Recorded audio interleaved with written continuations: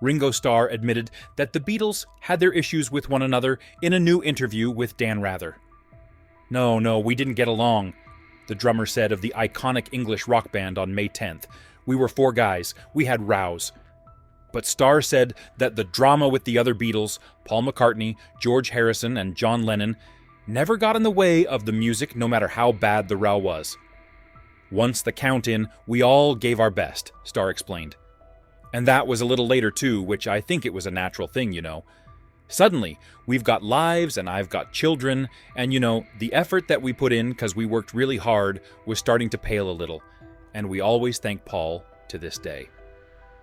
Starr said that McCartney, whom he called a workaholic, is the reason the Beatles put out so much music.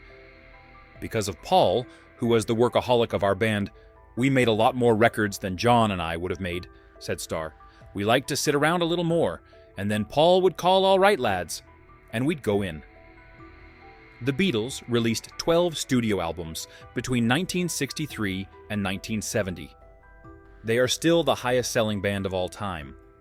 Lennon was shot dead outside of his NYC apartment on December 8, 1980, at age 40.